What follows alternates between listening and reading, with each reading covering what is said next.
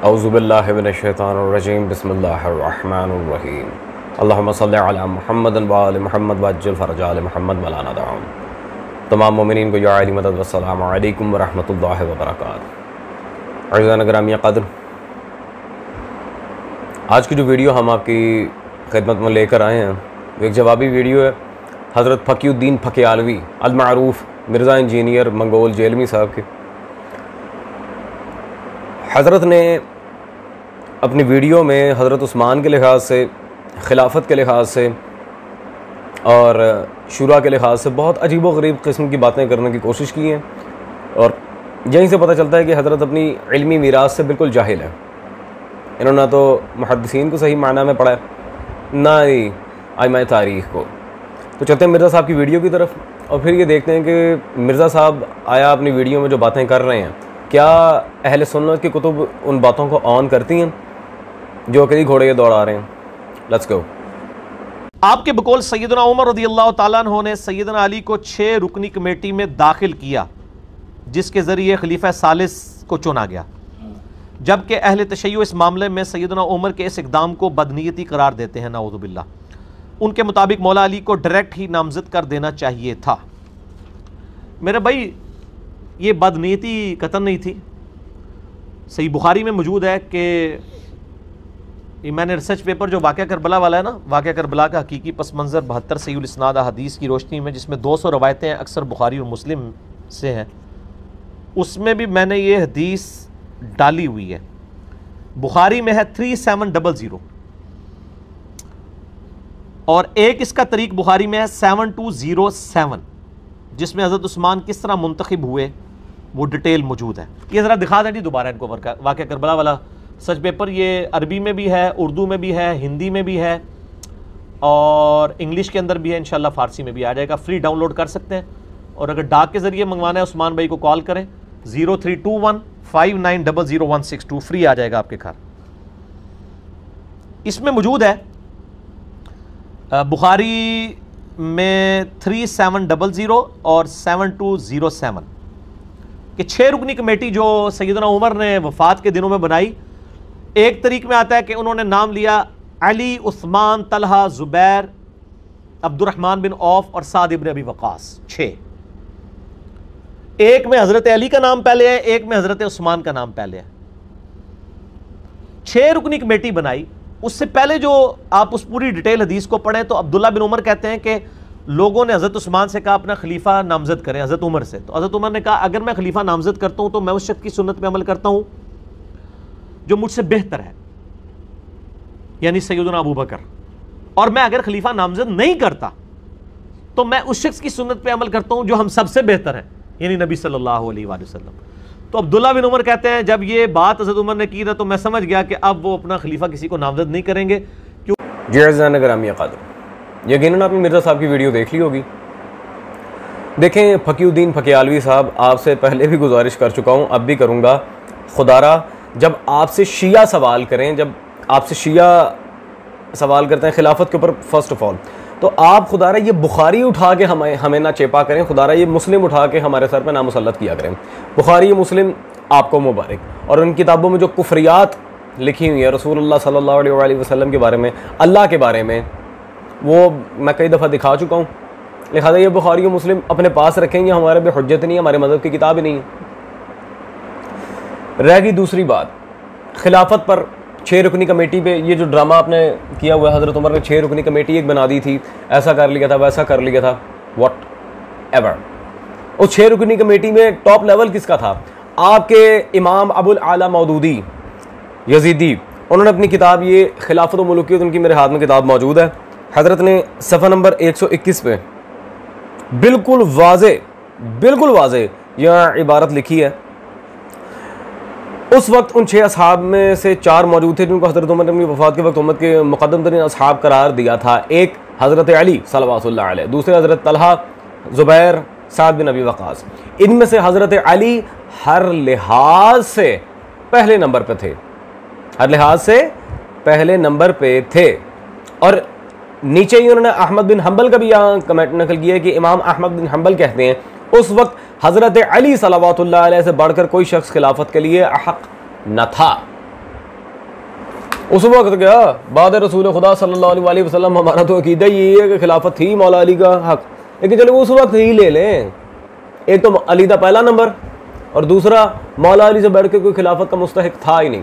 कौन कह रहा है? आपके मौदूदी साहब। अजीजान, तो 6 रुकनी कमेटी का सारा ड्रामा यहाँ पे वैसे ही वाइप आउट हो गया। अब हजरत उमर ने जी किसी को मुंतखब नहीं किया, किसी को भी मुंतखब नहीं किया। अच्छा आए जरा, अब ज़रा तारीख़ की रिवायात को बाद में डिस्कस करते हैं, पहले हदीस को डिस्कस करें।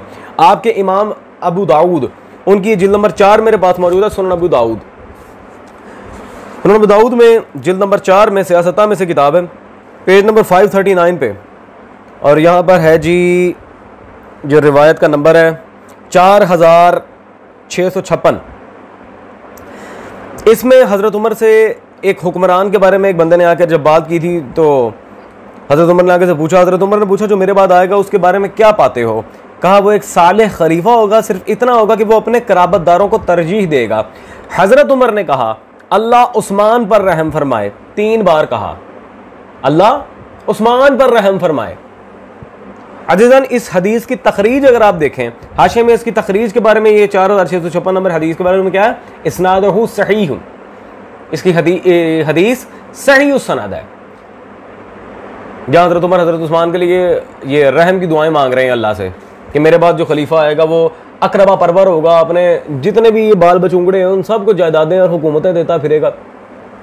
ये वादे इबारत मौजूद है सही सनद के साथ। अजीज़ान, मैं मिर्ज़ा साहब से पूछता हूँ, अगर हज़रत उमर ने किसी को अपॉइंट नहीं किया था, कोई ऐसी बात नहीं थी, वो सारा का सारा फैसला 6 रुकनी कमेटी से हुआ था, तो हज़रत उमर को अल्लाह की तरफ से वही आई थी कि वो बंदा जो पूछ रहा था कि तुम्हारे बाद ऐसा होगा वैसा, हज़रत उमर ने डायरेक्ट ही हज़रत उस्मान का नाम ले लिया।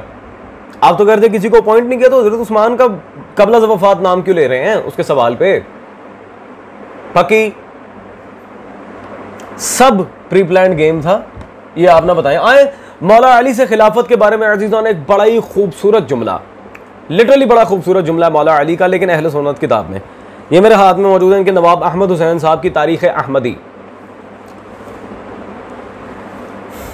इसमें सफ़ा नंबर 157 पे यहाँ मौला अली का उन्होंने बहवाला रौज़तुल अहबाब इबारत लिखी है कि हज़रत अली सल्लल्लाहु अलैहि ने मिंबर नबवी पर नहायत फसाहत और बलागत से खुतबा इरशाद फरमाया, जिसके इब्तदाई जुमले ये थे, अल्हम्दुलिल्लाह अला एहसानिही क़द रजअल हक़्क़ु इला मकानिही। खुदा पाक के एहसान का शुक्र है, हक अपनी जगह लौट आया। जब मौला अली खलीफा बने हैं तो मौला अली ने कहा था कि आज हक अपनी जगह लौट आया, इसीलिए तो हम कहते हैं हक बा अली हकीकतम। अजीज़ान, ये बस ये फारसी जुमला है, ये मिर्ज़ा साहब से पूछेगा इसका तर्जुमा क्या है, जो आंधी हुए था। खैर, अब ज़रा जो शहजादगान थे मौला अली के, इमाम मुज्तबा सुल्तान करबला मौला हसन और मौला हुसैन सल्लल्लाहु अलैहि मजमाइन, ज़रा उनका मौक़िफ़ भी ले लें।